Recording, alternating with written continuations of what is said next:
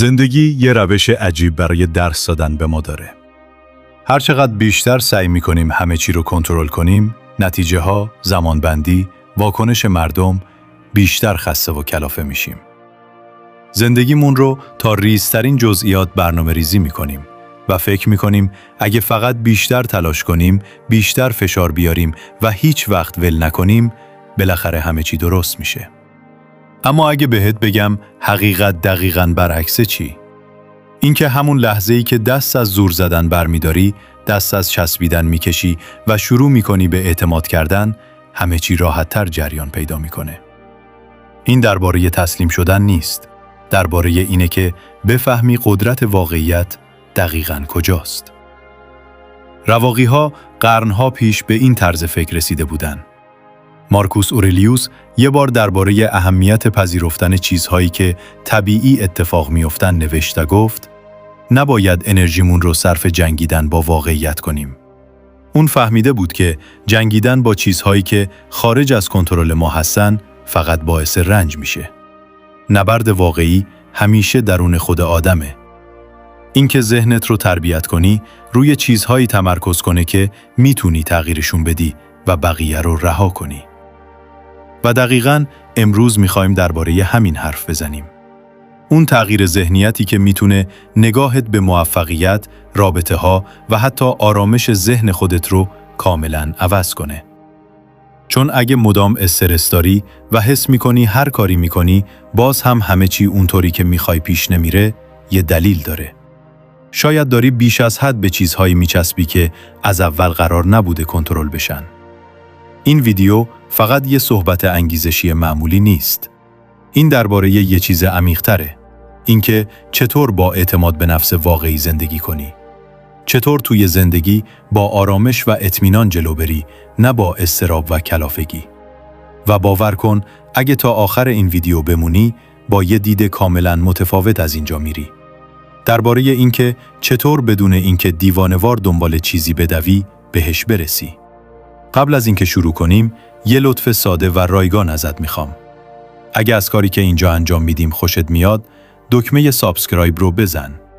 کمتر از 1 ثانیه وقت میگیره، ولی کمک میکنه این محتوا به آدمهای بیشتری که بهش نیاز دارن برسه. بزن بریم. شماره 1. از نتیجه جدا شو. ما بخش زیادی از زندگیمون رو صرف وسواس داشتن روی نتیجه ها میکنیم. منتظر اون پیشنهاد کاری، امیدوار به درست شدن اون رابطه، نگران اینکه آیا تلاش هامون نتیجه میده یا نه. به خودمون میگیم اگه فقط کمی بیشتر تلاش کنیم، کمی بیشتر فشار بیاریم، میتونیم همه چی رو مجبور کنیم طبق خواسته ما پیش بره. اما چی میشه؟ هر چقدر بیشتر به یه نتیجه خاص میچسبیم، بیشتر مضطرب میشیم. مسیر دیگه لذت بخش نیست و خوشحالیمون کامل وابسته میشه به چیزی که اصلاً کنترل کامل روش نداریم. و دقیقاً همونجا خودمون رو گیر میندازیم. رواقی‌ها اینو خوب میفهمیدن. اپیکتتوس میگفت ما به خاطر اتفاقاتی که میفته رنج نمیکشیم، بلکه به خاطر وابستگیمون به چیزیه که میخواستیم اتفاق بیفته. اون گفت دنبال این نباش که اتفاقات همونطوری که تو میخوای پیش برن، بلکه آرزو کن هر اتفاقی همونطور که باید رخ بده. اون وقت خوشحال میشی. یعنی به جای اینکه خوشحالیت رو به یه نتیجه خاص گره بزنی، روی مسیر تمرکز کن. روی چیزهایی که میتونی کنترل کنی. رفتار، نظم، ذهنیتت و بقیه چیزها رو رها کن. به یه هنرمند فکر کن که داره یه شاهکار نقاشی میکنه. اگه مدام درگیر این باشه که هر حرکت قلممو بی‌نقص باشه و نگران قضاوت بقیه باشه، هیچ وقت وارد جریان خلاقیت نمیشه.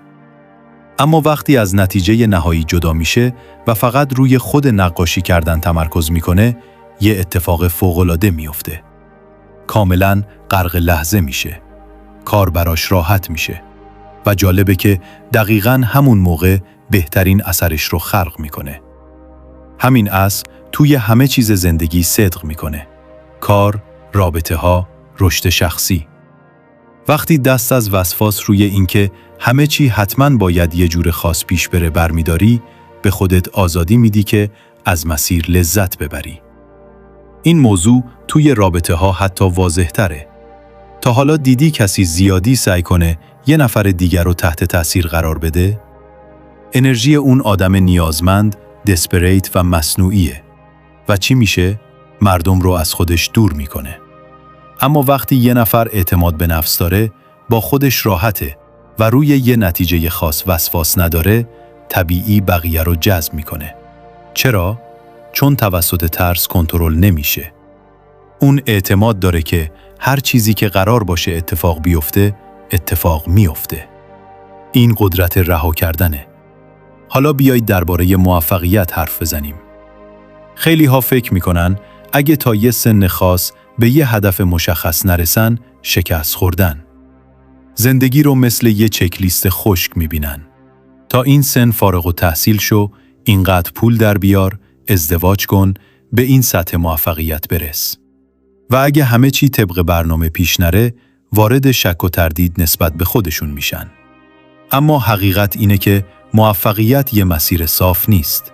پر از پیچ‌وخم، شکست و فرصت‌های غیرمنتظره است. اگه بیش از حد به یه نتیجه بچسبی، شاید یه فرصت حتی بهتر رو که زندگی داره بهت میده از دست بدی. یه لحظه از خودت بپرس. من بیش از حد به چی چسبیدم؟ چه هدف، انتظار یا نتیجه‌ای داره بهم استرس میده؟ حالا تصور کن اگه اون فشار رو رها کنی چی میشه؟ نه اینکه تسلیم بشی، بلکه اعتماد داشته باشی که هر اتفاقی بیفته حالت خوب میمونه. این یعنی رها شدن. یعنی اهمیت دادن رو متوقف نمی کنی. فقط دیگه لازم نیست همه چی دقیقاً طبق خواسته تو پیش بره تا آرامش داشته باشی. پس چطور اینو توی زندگی واقعی تمرین کنیم؟ اول، هر روز به خودت یادآوری کن که نتیجه ها خارج از کنترل تو هستن. تنها چیزی که میتونی کنترل کنی، تلاش، نظم و ذهنیتته. دوم، طرز فکرت رو تغییر بده.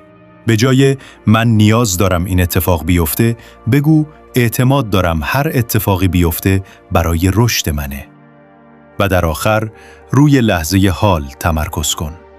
هرچقدر بیشتر در الان غرق بشی، آینده قدرت کمتری روی تو خواهد داشت.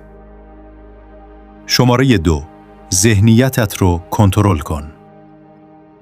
زندگی مدام چالش سر راهمون میذاره.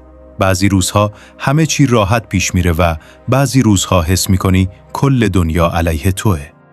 تفاوت آدم‌هایی که زیر فشار خورد میشن با اونهایی که رشد میکنن شانس نیست، ذهنیته. طرز فکرت تعیین میکنه زندگی رو چطور تجربه کنی و اگه یاد نگیری ذهنت رو کنترل کنی، ذهنت تو رو کنترل میکنه.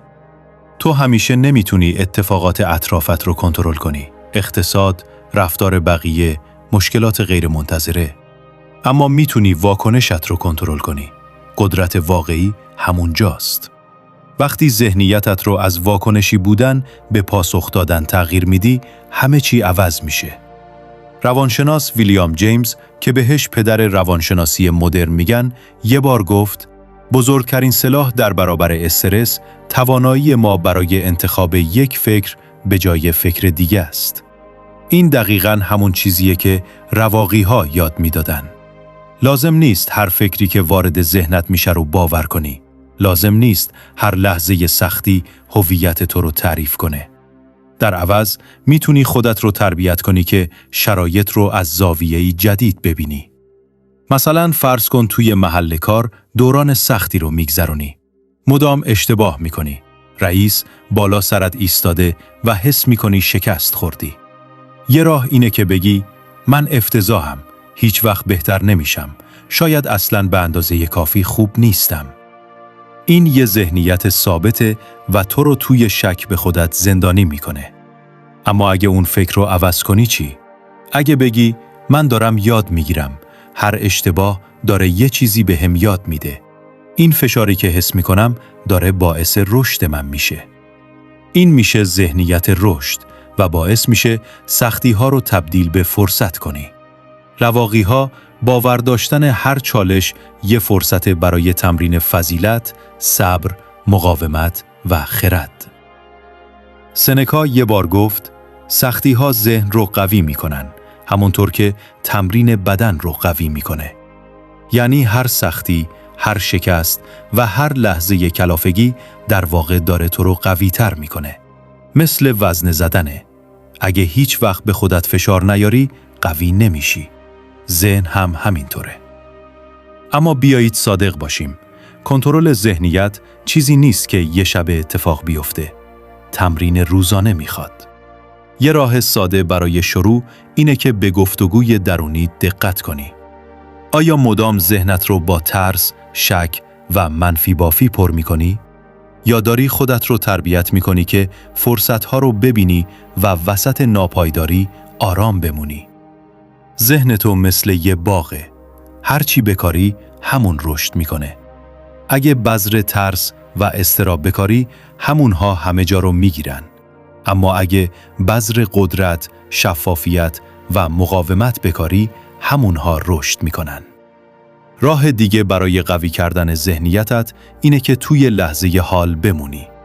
بخش زیادی از استرس از گیر کردن توی گذشته یا نگرانی درباره آینده میاد. در حالی که تنها چیزی که واقعاً میتونی کنترل کنی همین لحظه است. همین الان. دفعه بعدی که احساس فشار کردی از خودت بپرس الان همین لحظه چه کاری میتونم انجام بدم که منو یه قدم جلو ببره؟